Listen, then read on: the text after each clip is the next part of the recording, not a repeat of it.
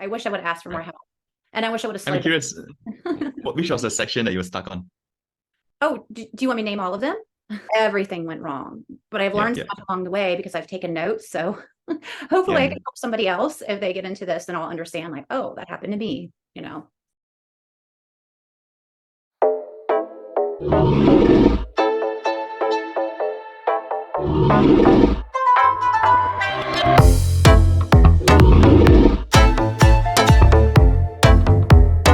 Well, hello everyone and welcome. Today we have the pleasure of speaking with the founder of Stakesaurus, Samuel Chung. Stakesaurus is dedicated to helping aspiring homestakers getting started with their first self-sovereign ETH validator. Samuel is actively building a community of solo operators in Southeast Asia. Well, we're eager to get into this and learn more. Samuel, thank you for being here today. Thank you for having me, Sunshine. I'm excited to share all I know about solo staking for Ethereum and the state of solo staking in Southeast Asia as well. When I say we at Stakesaurus, it's actually just myself. It's a solo one-person business at this point.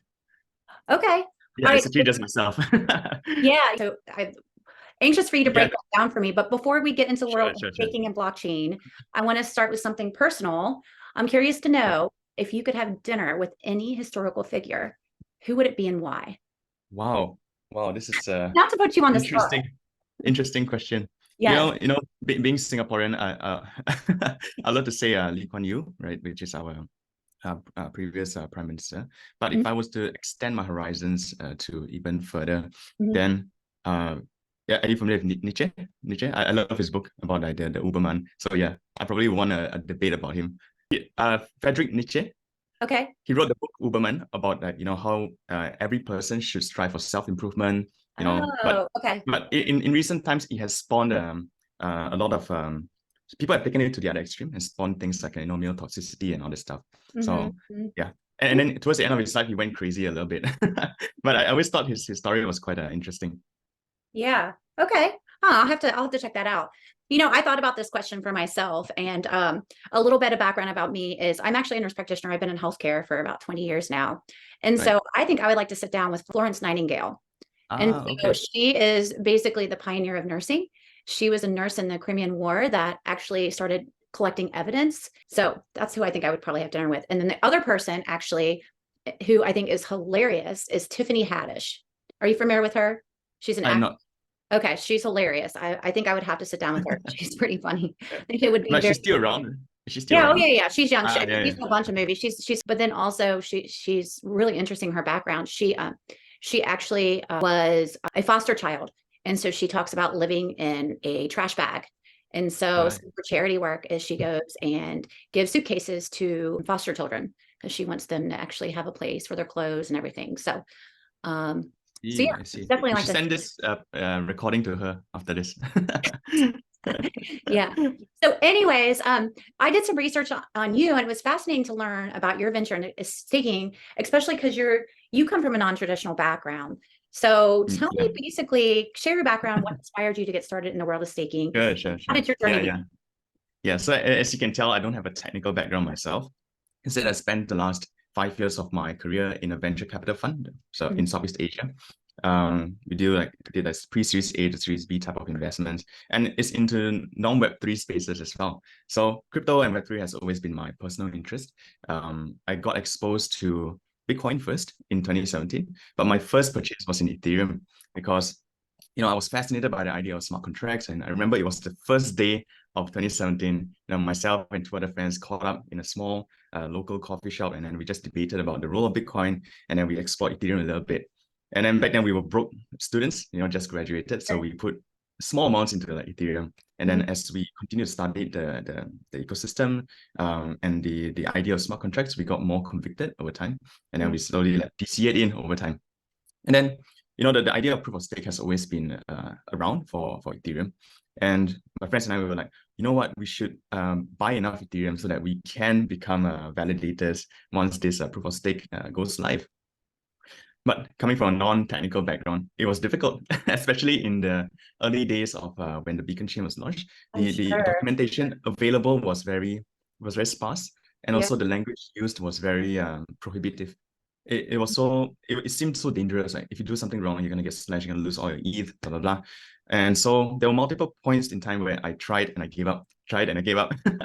And I got stuck on the most basics of stuff, like, that there were dependencies that were missing from my configuration. So and I couldn't interpret the logs. So at this point in time, I was like thinking, maybe I'm just not cut out for this, But as time goes by, more people created better documentation that not better in technical sense, but better catered to the layman, which was myself. And so slowly I became more confident. I became able to understand what I was doing at each step and what being a validator actually means. And today I have to say it's actually very accessible to everyone. And I believe everyone should learn this skill set, whether you become your own solo staker or not. But being able to run blockchain nodes, it gives you an increased level of self-sovereignty. Yeah. On top of learning how to run a VPN, you're learning how to, generate your own seed phrase, blah, blah, blah. But, my belief is the ability to run blockchain nodes. Number one, it helps to mitigate potential centralizing problems on the consensus layer for Ethereum. So you're contributing to a public good. And if you are bullish on Ethereum, you should find ways to contribute. You don't have to be a developer. And the second belief I hold is that this skill set, the ability to run nodes, can improve the lives of the less privileged, especially in developing markets. And at Stakesaurus, this is what we're trying to, this is the message we're trying to propagate. Yeah. So yeah, this is funny because, and maybe we can get into this later, because I actually just completed syncing my node tonight, actually. Oh, and doing my deposit address. So we could definitely go over some technical challenge for the non-technical person, not knowing Linux and command line, and I pretty much stalled at every step. So I can only imagine what you went through, 5-6 years ago when you were going through this. Did you have any technical, did you have buddies or anyone that, were you able to phone a friend, or was it, I give up, Yeah. a little bit more, give up? It was only really after I set up my first validator, and then I started writing about it, and then people started reaching out to me, and then at that point we started comparing notes. But before that, maybe it was a mistake, right? I did not publicize that I'm doing this, so no one really reached out to me. And within my friends group, within my non-technical friends group, I'm the most I was the most furthest ahead, in this endeavor. So I didn't really have like people immediately that I could reach out to. But of course, having said that, there are avenues like Reddit, Discord, right. There was Ethereum Stack Exchanges out there. These were the three main avenues that I searched on, in order to troubleshoot my setup. Yeah. So when you're teaching other people, what do you think the best advice is when you're teaching somebody? Yeah. So the funny thing is, I've been thinking about this problem myself recently as well, because the way I went about going through my journey, I was super inefficient, because it was like trial and error and trial and error. Yeah, I kind of forgo the concepts a little bit, and also because I use a mixture of different guides, and then different people did things differently. But one of the most important factors, right, is to just get started, I would say. And what's important about doing this, right, is that you need to find a free way to get started and free way to practice. Yeah. So this is why I created a guide that deploys a testnet Ethereum validator on the Google Cloud using Google Cloud credits, and using a very it'll be very quick if you just follow step by step, just copy and paste. But with every line of command line item, there is a layman explanation of what you're doing. So the way to do it, right, is not to just blindly copy and paste, but strive to understand each line of command what you're actually doing. Yeah. And then throughout the process, once you're able to get it up and running, you gotta practice a few times. And then it's important to write your own documentation in a way that you would best understand. Because I felt that was the point in time where my understanding increased dramatically, because at certain command lines that I didn't understand what I was doing, I would just go research on it. And now with ChatGPT, it's so much easier. ChatGPT only launched like recently, and if I had this earlier on, I would have an easier time. But correct. But of course, you don't completely rely on ChatGPT, because this is a higher stakes operation at the end of the day. Yeah. Yes. You should always take the additional step and just verify with the open source community, right? On each Stakers Discord, they are generally very helpful. And otherwise, you can join my Telegram group as well. Yes, It's I just just did. it's I meant just yeah did. it's meant to be a triage, to answer the basic questions before I funnel my community members to the more technical client teams or even to the Eve Staker Discord channels. Okay. All right. Yeah. So I guess for me, what I learned is I'm very stubborn. So I wanted to figure it out myself. And I was afraid to ask. And so I started my node through Rocket Pool. So they obviously have their own command line. It's a lot easier. I wish I would have asked for help a lot sooner. It probably would have saved me 20 hours of, one section that I spent. I hit a snafu pretty much every single section. And it was, the silliest thing that took me forever to figure out. So I wish I would have asked for more help. And I wish I would have I'm slowed curious, down. which was the section that you were stuck on? Oh, do you want me to name all of them? No, the biggest section that you were stuck on. So the biggest section that I was stuck on was the SSH and enabling the password. I got into SSH, but enabling the password, I couldn't figure out. And then my ports wouldn't work. Everything went wrong, but I've learned so much along the way because I've taken notes. So hopefully I can help somebody else if they get into this and I'll understand like, oh, that happened to me, Right. So you have your own device at home, right? Yes. So I have an Intel Nook 11. Right. Yeah. So this is one part that is typically not covered across many guides, is basically home networking. How to configure your routers and the modems. Yeah. And it's all different. And it's all different, exactly. And it's so difficult to find, a definitive guide, from the brands themselves on how to configure some certain things. Yeah. So this was the part that I did a lot of trial and error on as well. But now I'm fairly confident that I got the concepts down. So most models I'll be able to deal with, but there are some nuances that you have to deal with the ISPs directly.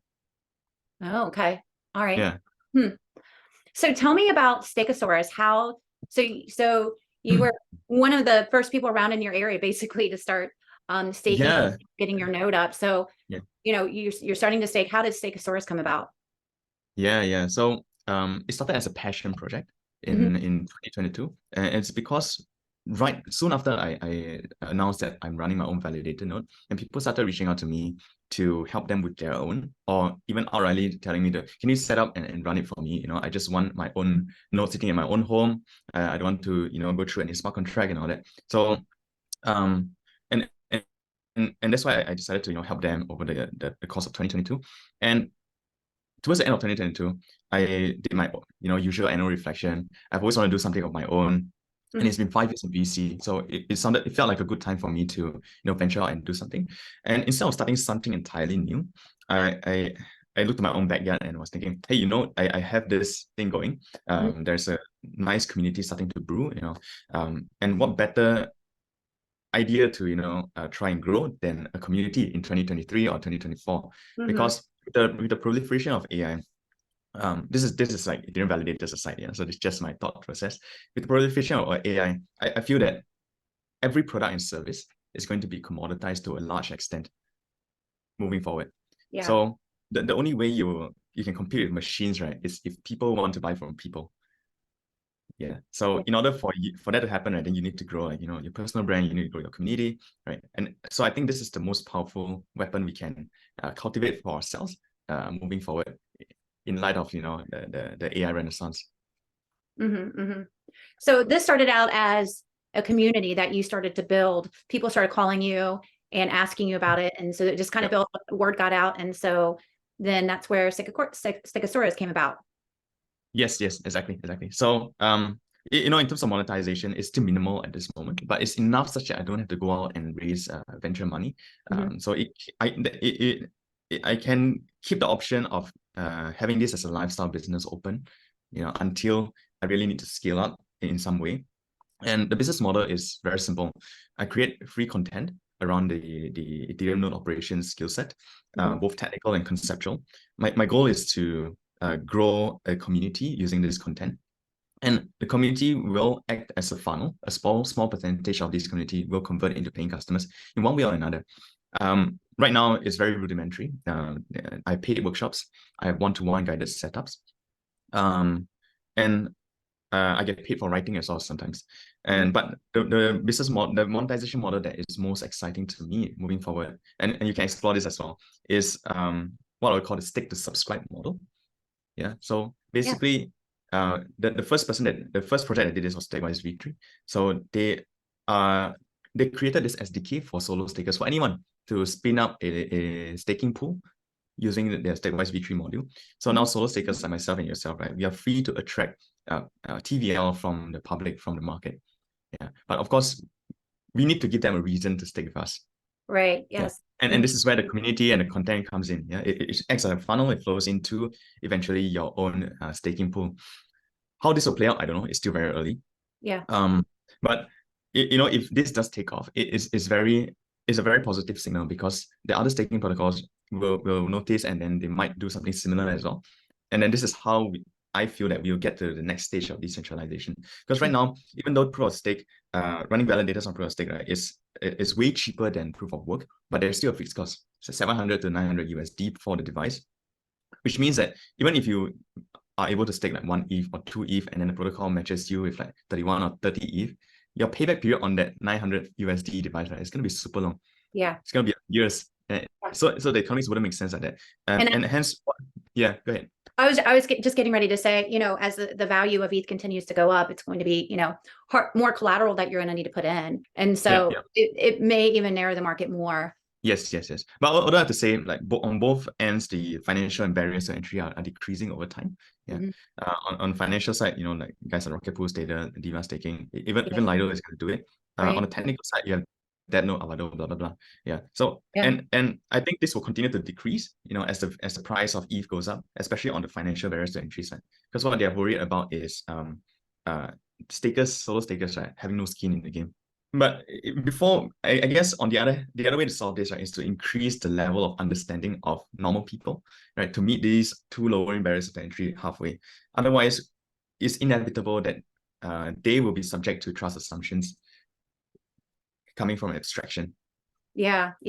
Now you did just mention that the solo stakers, are you saying because the solo stakers aren't going to benefit from the mini pools because you end up getting more APY because you're lending out your node and PY with this opportunity? Is that what you meant by that?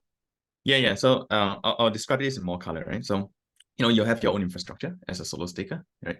With Stakewise V3, right, you can spin up a smart contract of your own on top of your infrastructure, right? And this smart contract is a mini pool that allows people to stake their ETH with you, right? So you become your own, you can call it Lido, call it Stader, call it Rocket Pool, Figment, Block Payment. Yeah, and then you're able to set your own fee on this staking pool, a smart contract based staking pool. There are some additional risk and trust assumptions that you have to underwrite as a staker for sure, right? But it's just like any other staking pool out there. You're subject to smart contract risk, governance risk, blah blah blah. and but it allows you to scale your TVL.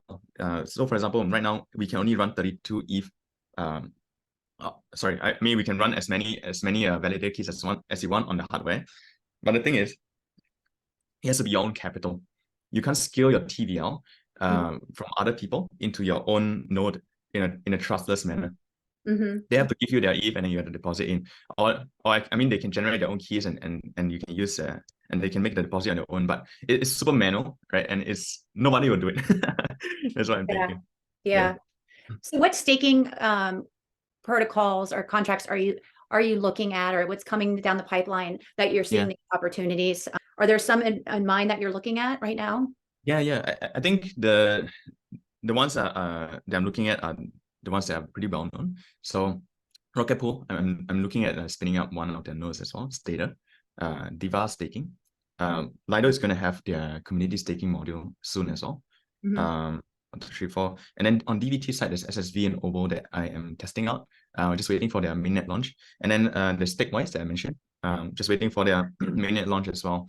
And then what I'm trying to experiment with is this concept of stake to subscribe, as I mentioned. But for normal node operators, for solo stakers, right, we tend to be more technical and nerdy people, so we don't have this following.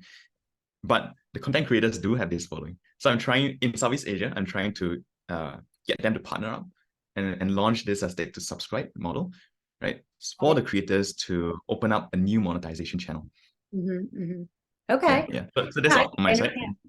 Yeah, I think that's, a good concept, and you're absolutely right. You got to be able to have a following, and you have to be able to build a community, like you said. Now, Yeah.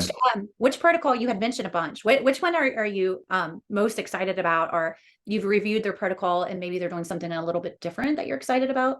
Most excited.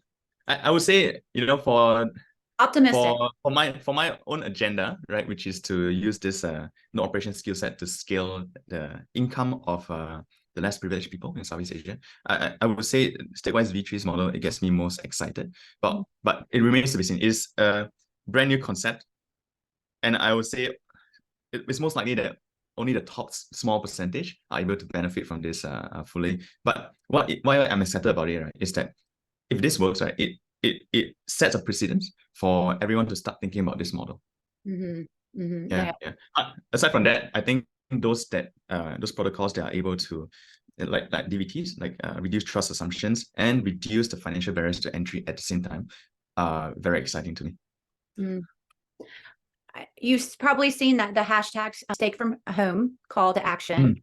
What do you think about the stake from home and having more people like myself, non-technical, and yourself, actually, not anymore, but someone that is very motivated to do it, but has, not a lot of technical experience, that wants to get in it? What would you say to them as far as getting started? First thing is, don't buy the hardware first. Just get some practice hours in, and then decide for yourself whether this is something you want to do. I would highly encourage to learn how to run a validator node in the vanilla way before going to use any abstraction layer, because it allows you to completely understand, okay, what at every steps, right, of these abstraction layers that you're using, like what are they doing, what trust assumptions are you underwriting. Yeah. You're so saying this through it, you take it step by step and understand it, and understand, kind of pulling the layers off and seeing what's behind it. Correct. And the only way you can understand what goes on under the hood, right, is if you learn what's under the hood. And that can only come from setting up a vanilla validator node. So, using your own bare bones hardware. Right, you don't even need to use your own bare bones hardware. Spin up a free virtual machine on the cloud, and then go do everything step by step using the client GitHub accounts and binary releases directly, instead of using a script. It's so easy if you want to use a script, just like but you have to trust the script, right? Then you just run the script, everything gets downloaded and installed. Yeah. But when things go wrong, you have no idea how to troubleshoot. You have no idea if it's been compromised, etc. Yeah, I think that's what took me so long, is because I wanted to analyze everything. I'm like, what am I putting this in? And I was kind of the not trust, like, what does this do? I was so afraid to mess it up. I'm like, what does this button do? Exactly. Yeah. And I would say that the psyche of people who have at least like 32 ETH or even 16 ETH with Rocket Pool, right, is that you should be very afraid of. Sorry, come again? 10 now. It's 10. 10.4. Yes. That's upgrade, right? So you should be very afraid of losing your capital because of strange tail risk. It's not probable, but it's possible. And that should make you lose sleep in and out of itself. Because if you think about it, you're underwriting this tail risk of losing potentially like all your ETH or a good portion of your ETH, right? Yeah. For that 4% APY, it's just not worth it, right? If you have 32 ETH or enough ETH to run your own node. And if you have 2 ETH, 5 ETH, sure, like go use a smart contract based solution, and you have no choice essentially. And even if you lose 2 ETH, 5 ETH, it's not as painful as 32 ETH. It seems the painful part is over, which is the setup. Would you say that's true? After this is kind of, and yeah, the second painful part is actually buying the ETH.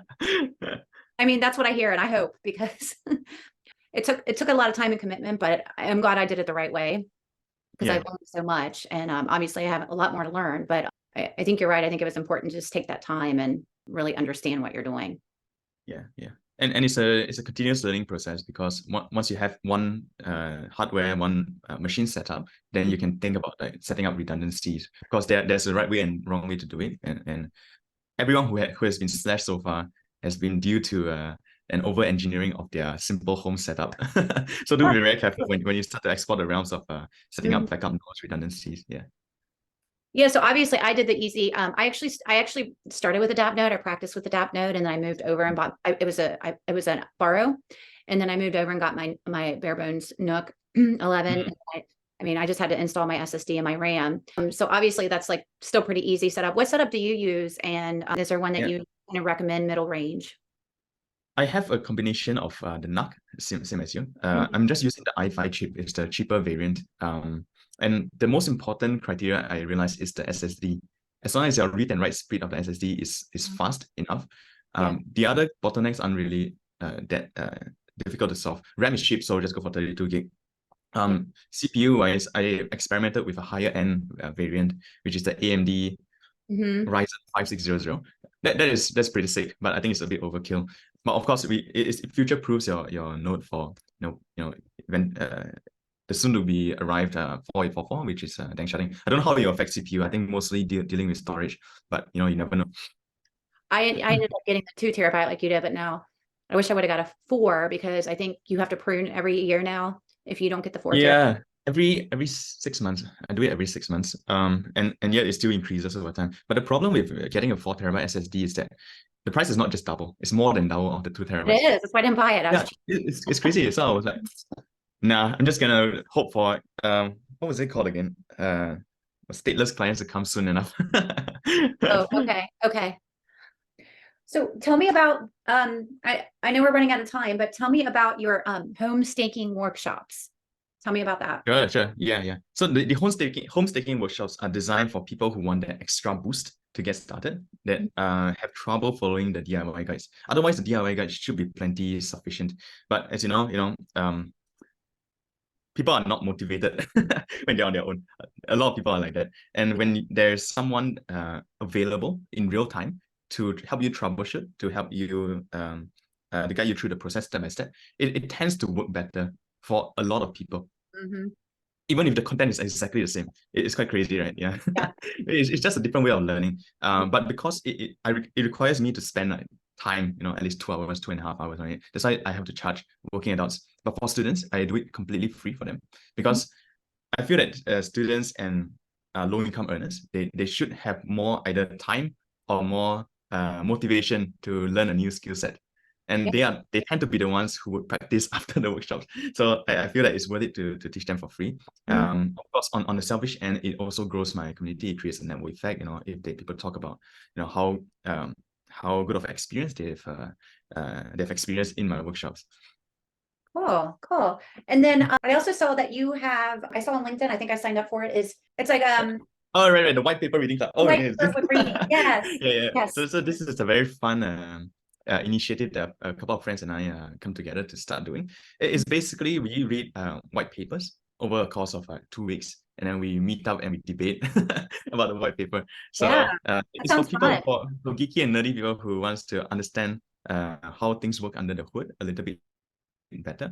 But you don't have to be a technical person to do it. You can try to understand it in any way you can, right? And then just show up and ask the simple questions. There's oftentimes the more technical people will take lead on the discussion, right? Yeah. And then we'll take stock of all the questions, and then we go through one by one. And then there'll be like heated debates sometimes between people with different philosophies, different values, and all that. But that's what makes it fun. And then after each session, what we started doing is to write and publish the essence of the debate. Yeah. Yeah. Oh, that's fun. Yeah, that sounds like a great time.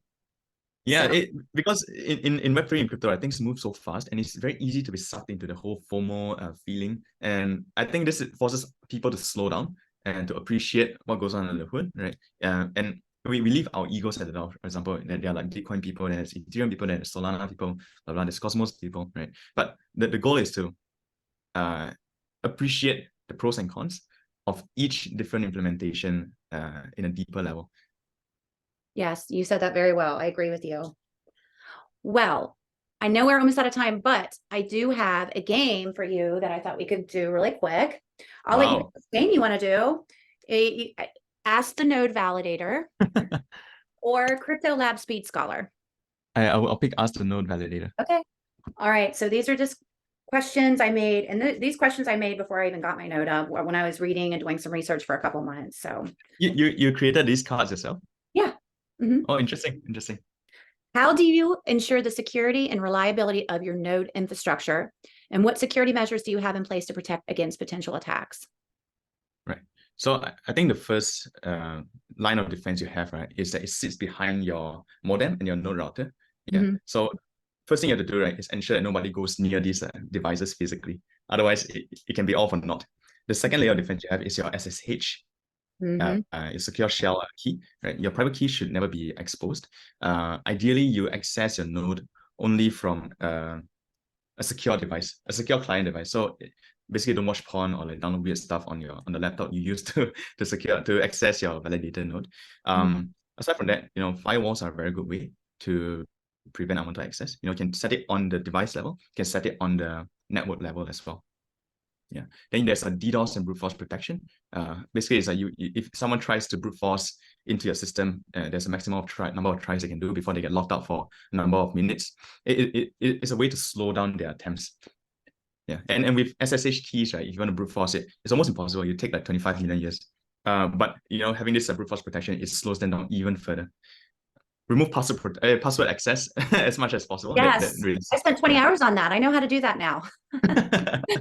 Yeah. I'm very familiar with this. Yeah. Yeah. And what else is there? So I was going to ask you, Close any point. Yeah. Sorry, go ahead. 2FA, do you do Yeah. 2FA? Yes. So I don't use the 2FA from the phone, but what I do is are you familiar with something called the UB key? Yes. Mhm. Yes. I use the UB key as my Oh, 2FA. fancy. Yeah. So there's like you need my private key, SSH private key. You need the password that only I would know. And then you need the physical device itself. Yeah. Yeah. So I find that to be more The YubiKey is actually a really good idea. So you can just buy yeah. that and then just Right. connect. Buy one and configure. But here's the thing, right? No one teaches you how to configure the UB key for this purpose. So you have to. But you can ask me. And what if you lose it? If you lose it, if you lose it, then you'll have to. That's why I have two, right? So if I lose it, I have one more, right? But in Okay, any case, if you lose both, right, you can still access your node that's physically. true. You can still Yeah. access your notes. That's true. That's true. And physical access to a node, it requires password. So and the password is the weakest link of this whole entire security system. No matter how strong you think a password is, because there's no entropy to how you generate your password. Yeah, it's always linked to your identity or your social circle, something. Yeah. Yeah, that's really good advice because I read hours and hours about this and learned the hard way the SSH and doing your public and private key with your SSH so you don't have the brute force. So yeah, to me that was a very important step because obviously you want to keep your ETH state safe. Yeah. And beyond the basic configurations like this, right? If you want to take it a step further, you have to manually verify everything you download on your node.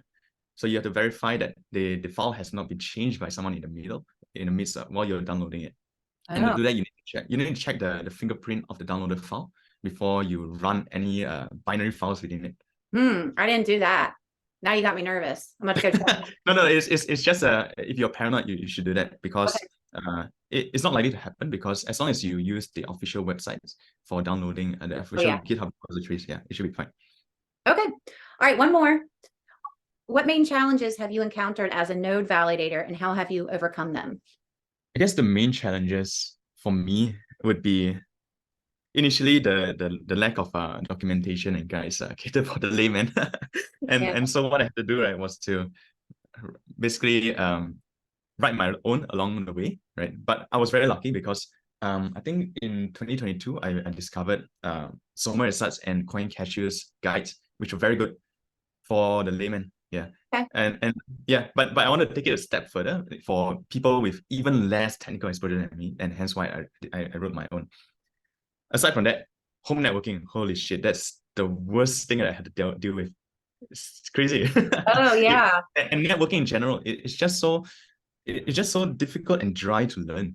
It Yeah, is. it's like Linux permissioning, cybersecurity. Cybersecurity is the easiest for me because it's at least interesting. Yeah, and the Linux file systems, I think once you get the hang of it, it should be fine. I don't really want to know about my router boards. That's kind of boring, right? Yeah. Correct, exactly. Yeah. So, but I would say like spend some time understanding the how networking works. Yeah, and I think there'll be you will cut down a lot of time troubleshooting. Yeah. Well, very, very good advice. Well, I'm excited to see where Stakesaurus is going to go. On a closing note, kind of tell me what you're looking into for the next year for Stakesaurus. Yeah. I want to create more content, even more content. I want to cultivate and grow this solo staking community in Southeast Asia. It's very difficult because there's just not a culture of doing this here. There's 39, outside of Singapore, there's 39 Ethereum nodes in the whole of Southeast Asia. 39 in Singapore. 39, exactly. No, Singapore there's 200 plus, but there's a lot of institutions in Singapore. Okay. Outside of Singapore, there's only 39 in Southeast Asia. Oh wow, 39. Yeah. And everyone wants to find the next 100x, 1000x token. But when it comes to investing time into learn an actual hard skill in Web3, it's just not as appealing if you can't make that 100x. So I'm trying to find a way to encourage more people to do this. And to me, I see it as just a communication problem. So create better content, communicate better, get more people motivated, and on the monetization side, on the selfish side, have them eventually support my work through the stick to subscribe model that I'm gonna launch. But of course, that's not the only model. You can use like Patreon, buy me a coffee, blah blah blah. Yeah, the goal is for me to be able to continue doing this. Yeah, I don't have to make a lot of money, just enough to get by, so that I can continue doing this. Yeah. Well, I love this. You said at the beginning, this is my passion project, and Yeah. reasons why you're doing it. So I love that story. Well, I want to say thank you for sharing your story with me today as we kind of wrap up. It was great to hear kind of your insights and experiences, and it's really honestly inspiring to see. Really, Stakesaurus is empowering people in Southeast Asia to stake, learn how to stake, and learn how to be a node operator. So I'm excited to see what Stakesaurus will do in the future. Thanks for having me, and I'll definitely keep you posted. Yeah, so maybe we'll talk here maybe mid next year, and when you can give an update. Awesome, definitely. Right. Well, good luck to you. Have a good day. Good evening for me. Thank you, Sunshine. Thanks again for having me. All right. Take care, Samuel. All right. Bye-bye. See